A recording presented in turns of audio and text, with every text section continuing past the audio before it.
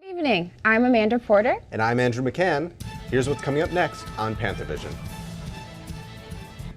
UWM is arming students with the facts for the Ebola hysteria. This is not transmitted other than through blood and body fluids. With just a week until elections, are UWM students ready to choose their next governor? I still spoke to someone 2 days ago who didn't even know we had an election. And why do the Panthers need to defend their new home? No, this is our gym. You play, I play over there, but this is ours. All that and more coming up next on Panthervision.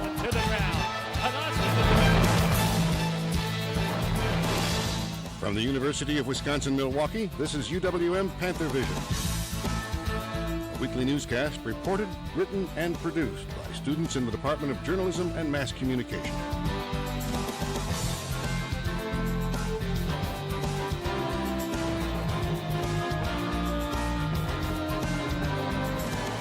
And now, the news.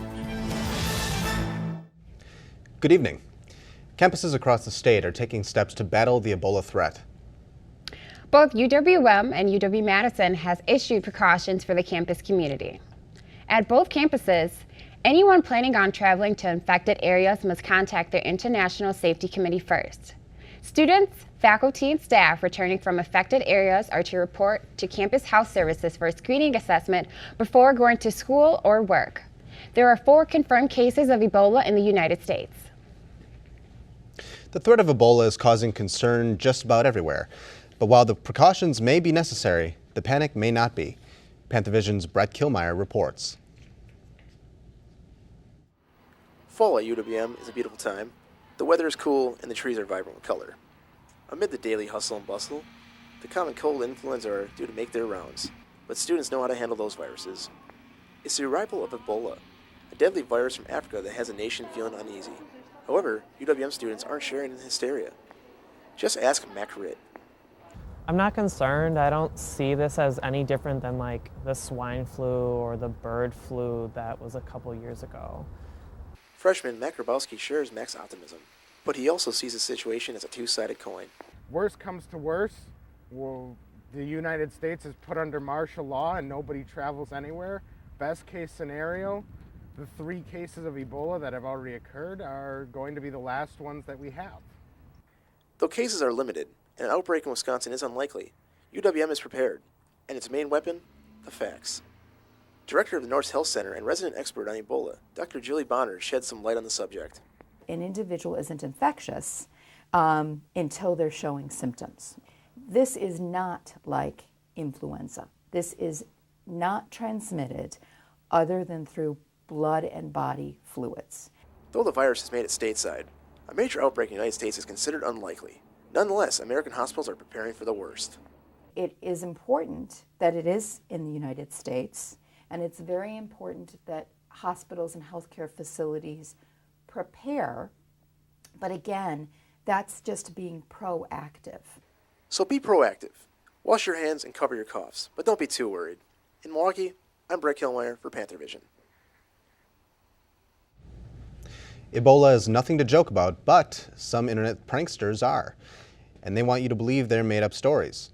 A headline shared online recently read, "Ebola confirmed in Milwaukee, Wisconsin."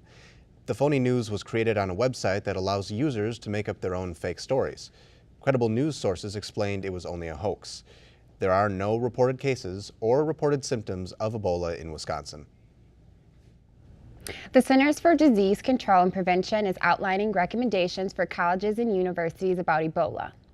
According to the CDC, non-essential travel to affected areas of Guinea, Liberia, and Sierra Leone in West Africa should be avoided.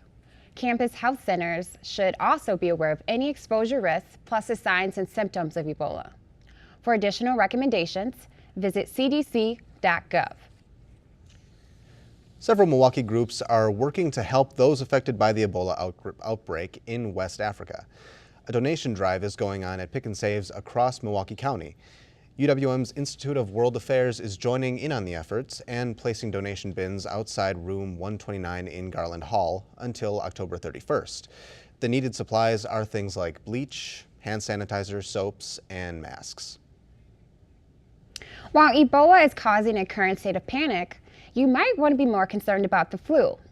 The flu kills about 36,000 people in the United States each year. Now that the flu season is in full swing, the Norris Health Center is encouraging you to get vaccinated.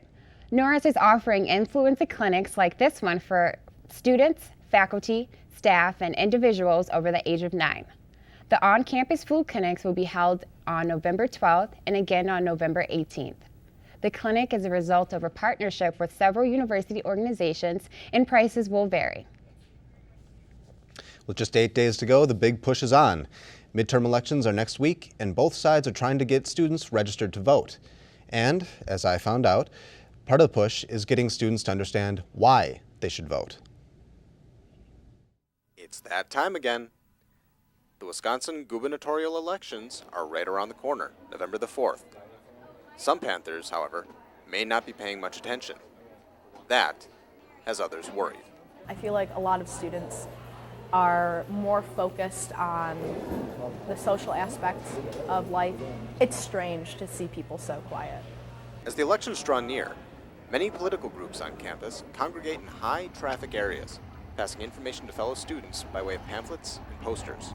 Many officials, like Ryan Sorensen, president of the Student Association, believe many students just don't understand the impact the upcoming elections will have on them. In midterm elections, you're electing state legislatures, as well as a new governor and attorney general. A lot of those decisions that they make at the state level impact the system. When it impacts the system, it comes back down on us. To ensure students are aware of the elections, the Student Association has advertised for registration and voting across campus. We've been doing gold frame posters. We got some other corkboard posters going up. We gave all the residents in the residence halls posters to put up on their floors too, and remind their students too when to vote. Not everyone is aware, however. No marketing strategy is guaranteed to reach everybody. Still spoke to someone 2 days ago who didn't even know we had an election on November 4th. As the year reaches its midpoint and school responsibilities pile up, some students may push voting to the wayside. Others may feel differently. Like, you're just one person. Why does it matter what your vote counts? But if everybody thinks that, especially students, especially young people, if everybody thinks that, then they're not going to make a difference. Being out and you are having your voice heard, that's all that matters to me. In Milwaukee, I'm Andrew McCann for Panthervision. Voters are not required to show a photo ID to receive a ballot. The elections are November the 4th. 2 UW lacrosse administrators are recovering after an accident on campus. The vice chancellor for administration and the registrar were struck by a car as they crossed the street on campus. Police say both of their injuries are not life-threatening, but one did require surgery. The driver was cited for failure to yield to a pedestrian on a crosswalk. A Marquette student is in a medically induced coma after an accident in Madrid. Jennifer Waters was walking to a religious service when she was grazed by a car. She fell back and hit her head, and doctors put her in a coma after performing brain surgery. Waters was spending the semester studying abroad, and she's a junior business administration student. We're learning more about the lockdown in MATC. It happened last week, and as MATC's Israel Garcia reports, it started with an argument outside of Building C. On Thursday, October 9th, MATC Public Safety received a call about 2 individuals arguing outside the C building. While investigating the report, it was learned that one of the individuals may have had a weapon and may have entered through the C building. I spoke to Sherry Olszewski from MATC Public Safety to give me more information. On October 9th, that was a Thursday, MATC Public Safety received a report from a student that there were 2 people arguing outside of the C building. Upon investigating, we took some witness statements that indicated that one of the individuals may have had a weapon. It was then decided to lock down the C building. However, some have questioned as to why only the C building was locked down. The one thing I didn't understand about the lockdown is that they only locked down the C building, which didn't make a lot of sense because by the time the police had gotten there, the guy with the gun could have went to any building. They're all connected by skywalks. So we decided to lock down only the C building because we felt the incident was isolated to the C building and we didn't want to interrupt or increase the area that we needed to search for this subject.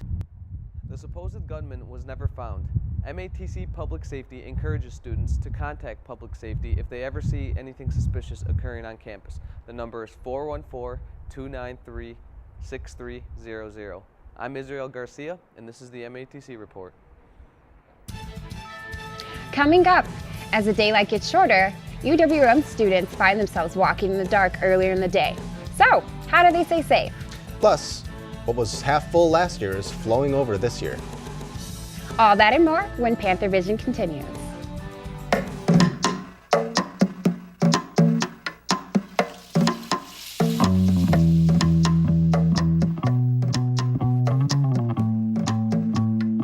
Minds can achieve anything.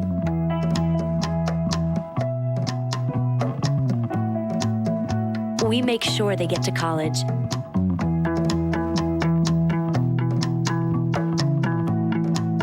Federal student aid provides more than $150 billion in grants, loans, and work-study funds to make college possible for anyone with the mind to get there.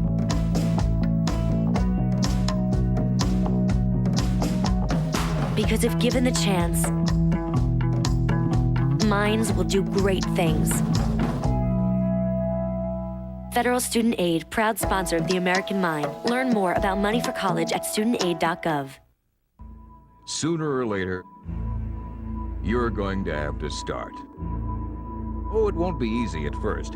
It'll take time, dedication, and commitment. It will be the most important thing you'll ever do. Yes, sooner or later, we'll all have to start. So, what are you waiting for?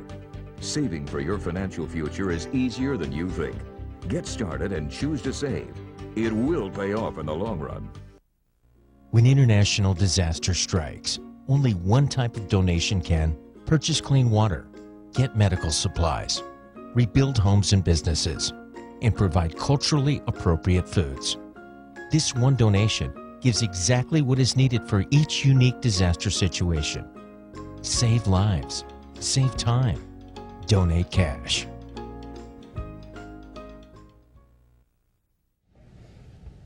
Safety on campus is always a top priority. Find out what MATC is doing to keep students feeling safe. MATC's Teritsa Grumtova has the story. 1967, public safety has been an important part of MATC. They've been preventing violence and keeping the students safe. Yes, I feel pretty safe walking through the downtown area, Milwaukee Area Technical College.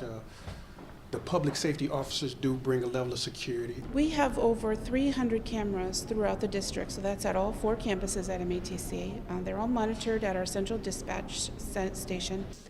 I was a student here about probably 5 years ago. I was actually attacked right outside the security office for the school, and the guy tried dragging me into the parking structure. I talked him into leaving me alone and went and reported it to him, had him meet me an hour later, and they did arrest him. So it is a good thing that they've got the cameras here now.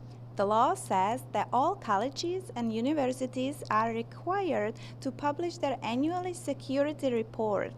MATC really has a lower number than MSOE or UWM or Marquette. But a lot of that has to do with the fact that we don't have dorms, so that's going to bring our numbers down quite a bit as well. But it's out there. The statistics are out there for you to review and to really make an informed decision about where you want to go to school. Public safety operates on campus 24 hours a day, 7 days a week. And if you have any concerns or questions, they're located in room M274. And this is Teresa for MATC Reports. Night classes are popular at UWM, but along with that comes a walk home in the dark. Panthervision's Mike Holloway shares some simple things you can do to help get to and from class safely. Walk home or to their cars from campus late every night. But for some students, walking is no longer a chance they want to take. I don't anymore. If I'm coming home from work, I call Lyft or get a ride. While the university takes careful measures to ensure students' safety, many students don't live on or next to campus. Headphones in, walking along, 2 blocks away from my house, and some guy runs up behind me, tries to grab my purse and my phone, He grabs a hold of my phone, didn't get my purse though. Wearing headphones might make that long walk bearable, but it could make students an easy target. People who are criminals are predatory, and so there is an element of predators who look for people or situations where there is a greater degree of vulnerability. Students may think they are safe just by purchasing a self-defense aid like pepper spray, but simply having it might not be enough. In order for them to really be effective, there is a special training that somebody really ought to have. Special training is something offered through several departments in the university. Self-defense and that level of self-confidence that also is a part of it is really something that we nurture and grow over time, and that we need to keep exercising in order for it to be at its best. The sports and rec classes offer an opportunity for students to fully develop these skills over the course of a semester. I'm Mike Holloway for Panthervision. 5 self-defense courses are scheduled for the spring semester. The 1-credit classes are open to all students. Meanwhile, BOSS offers rides around campus every day from 6 p.m. to 2 a.m. Enrollment at UW system is holding steady. Preliminary data shows there is a slight decline in undergraduate students, but an increase in graduate students. UW system president Ray Cross says there is a results are strong despite the declining numbers of high school graduates and economic factors. He also says that UW institutions are working harder and more creatively to recruit and retain students of all ages. UWM Housing is also working to retain students. And this year it worked too well. Panthervision's Sheree Dixon explains. As the year progresses, many students are worried about passing their classes, while others are concerned about where they're going to live next semester. University housing has reached its capacity limit for the school year, and some may think it is because of the first-year residency policy. But I think it should be more of a decision. However, according to Matt Krause, Assistant Director of Resident Life for University Housing, the first-year policy may not be the main problem. So realistically, the reason why we have overcrowding is less about the first-year cohort and more about the fact that we have more upperclassmen and transfers that have chosen to live in university housing. University Housing Administration is making it their top priority to get the issue under control. We have done some extreme things, including consolidation, to be able to not only help the male students that are in overflow housing now, but also get to some of our male students on the wait list. Alex was one of those male students on the waiting list. It took them a couple months because I got notified about the wait list in August, and then they finally told me about everything like in September, stuff like that. So it took them about a month or 2. Administration is working to have more rooms available soon. In Milwaukee, I'm Sheree Dixon for Panthervision. University Housing is rearranging current room assignments to open suites for those on the wait list. Residents requested to move for consolidation purposes are credited $500. Big honors for UW-Madison physicist. He's just one of 10 recipients of this year's American Ingenuity Award. Professor Francis Hausen is being recognized for his work on a particle detecting telescope in the South Pole. Known as IceCube, is billed as the biggest telescope in the world. More than 275 physicists and engineers have contributed to the project. Maggie Westhoff joins us with a look at our weather. Hey, how are you guys doing today? Doing great, Maggie. How are you? Good. Did you enjoy the nice weather this past weekend? Oh, absolutely. I did. The perfect fall weekend. Unfortunately, that weather is not going to last. So we have cooler weather moving in starting on Tuesday with below average temperatures for this time of the year, with a first frost coming in by Saturday. The current conditions are mostly cloudy but warm, with a current temperature of 55 degrees and a dew point of 51 and a barometric pressure of 29.7. And later today, thunderstorms are likely with a low of 52 and the 20% chance of rain. Let's take a look at the state temperatures. The low temperatures are in Rhinelander, it's going to be only 42 degrees, Eau Claire 42, with a little bit warmer moving down south of 48 in Madison and in Green Bay, and 52 degrees in Milwaukee. The high temperature today are the warmest down in Milwaukee And it gets cooler as we move north with 68 in Madison and only 52 up in Rylander. Let's look at the forecast. Tonight there will be scattered thunderstorms around 8 p.m., so remember to bring your umbrellas with a low of 53 and winds coming at around 10 miles an hour. And tomorrow it will be a little bit cooler with a 20% chance of rain. And on Wednesday it will be a high of 52 and a low of 40 with 12-mile-an-hour wind. And the extended forecast on Thursday, it's looking like it will be cloudy with a 52-degree high. And on Friday, which is Halloween, it will be partly cloudy with a high of 44. On Saturday, it will be sunny and 42, and Sunday will be partly cloudy with a high of 49. It's going to be pretty chilly. It sounds like it. I'm going to bundle up for Halloween. Yeah, we have to bust out hot chocolate and cider. Yeah. Absolutely. Sounds good. At least one basketball team isn't happy with their facilities. UWM has secured naming rights to the former U.S. Cellular Arena. But as the Milwaukee Bucks continue to look for a new home, there may be a turf war on the horizon. Panthervision's Lori Bell has the latest. The signs are up. UWM's basketball team now has an arena to call its own. Guard Akeem Springs couldn't be happier. It's a big thing to have our gym, just a place that we can call home. After bouncing between the cramped Clochey Center and the U.S. Cellular Arena, Springs says the team finally has a place to be proud of. Actually, when they put the sign up on the side, I went down to take a picture, and I saw a few people walking by. They're like, "Oh, does a hockey team play there?" I'm like, "No, it's a basketball gym. We just got the name right," so it was pretty cool. School leaders are equally thrilled. Really exciting for the basketball program, our athletic department. Students right now identify, I think, more than ever with that being kind of our entertainment hub or home. Vice Chancellor Michael Laliberte says the university jumped at the chance to buy the arena's naming rights, which reportedly cost $3.4 million to be paid over a decade.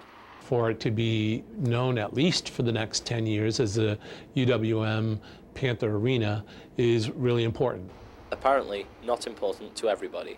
A local architect recently proposed building a new multi-purpose stadium for the Milwaukee Bucks where the Panther Arena currently stands. It would strip Springs and teammates of a place to play. It's great just to have that gym, so it would definitely hurt me if they tore that down, because I mean, like I said, it's home. If the proposal goes ahead, a new arena will be built over 4 city blocks, demolishing the Bradley Center, the UW Milwaukee Panther Arena, and the Milwaukee Theater. If we didn't have an opportunity to play in a facility of the size of Panther Arena, that would be negatively impactful to our program. Even if the future stadium could accommodate UWM, Springs and the university would rather keep their new home. I like to say, no, this is our gym. You play, I play over there, but this is ours, you know? So, I mean, it'll hurt me a little bit. I really don't want to share it. In Milwaukee, I'm Laurie Bell for Panthervision. What happens when you take someone born on a trampoline and throw them in the water? And how can you get a different taste of a different culture on campus? We'll have all those answers and more when Panthervision returns.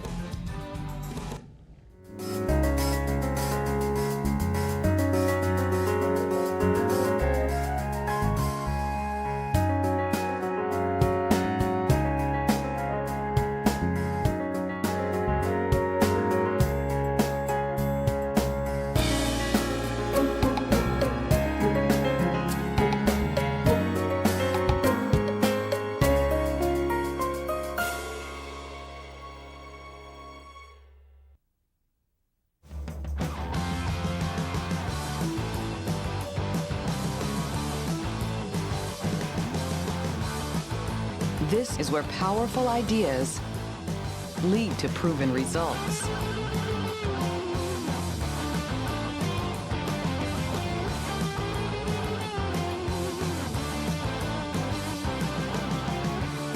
This is where you belong.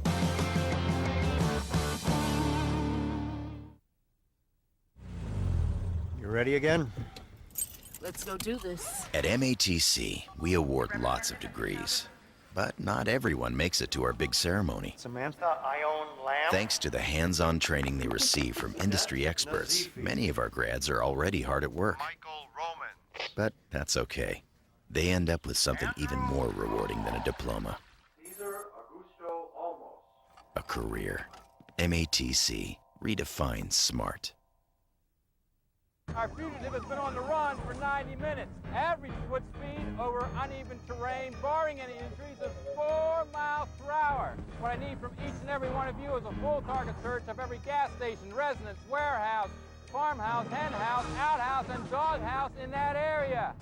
Your fugitive has just cashed in his 401k plan, and all he had to do was roll it over. Learn about rollovers and protecting your financial future, and choose to save. You can't mess with a big dog. The men's soccer team is in the midst of an intense playoff race. Maurice Childs joins us now with sports. Maurice? Of the last playoff spot following their 1-1 tie against Valpo over the weekend. The Crusaders struck first in the 34th minute, but Panther senior Lawyer Bell tied things up in the 67th minute. UWM now heads to Detroit for its regular season final against the Titans. They play on November 7th. A member of the men's soccer team is a finalist for the NCAA Senior Class Award. Lori Bell is one of 20 men's and women's soccer student athletes in the running for the award. The winners will be announced in December during the College Cup Championships. The winner will be chosen by media, coaches, and fans. You can go to www.seniorclassaward.com to cast your vote through November 24th. In women's soccer, the team's final home game of the year ended in a 0-0 tie against Oakland last Saturday. That was followed with a 1-0 loss to league-leading Valparaiso on Wednesday. UWM now falls to 8th in the Horizon League standings. Up next for the Lady Panthers is the Detroit Titans on Halloween. The game will be played in the Motor City. The women's volleyball team is in the middle of a hectic road trip. The team opened up the second half of the season this past weekend at Valpo at UIC. The Panthers beat Valpo 3-1 on Friday. On Saturday, they beat UIC in straight sets. Last Saturday, the team gave up its first home loss of the season to Oakland University. The loss snaps the Panthers' 11-game home winning streak dating back to last season. UWM started strong by winning the first set, only to drop the next three. Junior Kayla Price had a season's best 55 assists. Sophomore Mayana Ruiz led the team with 16 digs and 14 kills. The Panthers' lead record is now 7-2. Both the men's and women's swim teams were in Brown Deer this weekend for the Wisconsin Invite. The women's team shined bright, winning 12 events in the competition. Freshman Sarah Bentley led the way, winning both the 200 individual medley as well as the 100 butterfly. In men's swimming, the Panthers won 7 events, including 2 by sophomore Max Ward. In diving, senior KJ Heger swept both boards for the 3rd straight week to start the season. Next up for both teams is the home meet against conference foe Wright State this coming Friday from the Kloshki Center. Speaking of Heger, he has been on a tear this year. For the 2nd straight week, he was named Horizon League Diver of the Week. Panthervision's Cole Stevenson explains why family history plays a factor in his success. One of UWM's top athletes is training. He doesn't size up with your average Division I athlete, but when he's standing 33 feet above the water, you're kind of forced to look up. Meet KJ Egger, Horizon League's Diver of the Week and star of the UWM diving team. Since splashing onto the scene in 2011, KJ has stuffed the trophy shelves. In his sophomore season, he won both boards. Last year, he was first on 3-meter and just barely second on the 1-meter contest. KJ, your turn. Todd Hill has been coaching KJ since he was a freshman. Him and KJ both believe there is no goal out of reach. If he puts together 6 individual dives that are the best he can do, I feel like not many people in the conference can come close to him. Funny thing is, KJ never planned to be a diver. I pretty much was born on a trampoline. Both my parents competed internationally, and then I started to compete internationally as well. A true Renaissance man, KJ has taken Hager acrobatics to all new depths. For the most part, I competed against my dad once, He beat me by a lot, but towards the future, I started to get better. He just got old, and then it was just me from then. Dad's diving days may be done, but the high-flying Hager legacy lives on. In Brown Deer, I'm Cole Stevenson for Panthervision.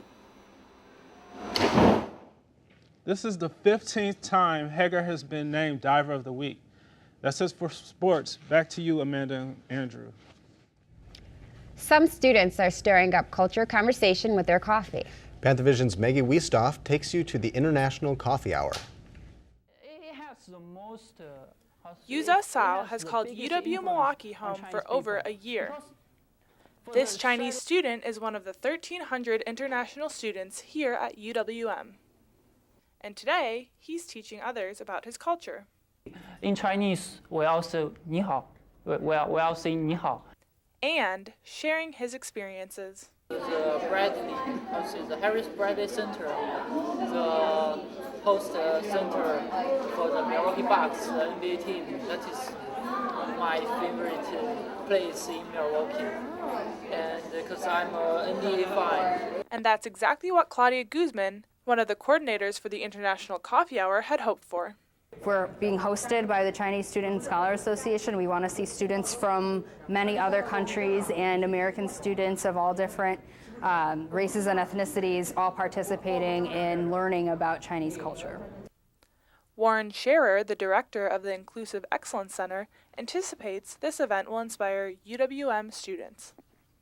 Really think and would encourage students to engage in and participate in international experience. I've shared with students before that my one regret from undergrad, and I think folks have many regrets, the thing that I elevate to the number one is that I didn't study abroad. So next time you see a Chinese student on campus, remember to say ni hao. In Milwaukee, I'm Maggie Wiestoff for Panthervision. Thank you for tuning in for tonight's edition of Panthervision. You can watch us on Time Warner Channel 14 and AT&T UVerse Channel 99 at 5:30 on Wednesday and Thursdays, and again at 10:30 on Saturday and Sunday mornings. Have a great week.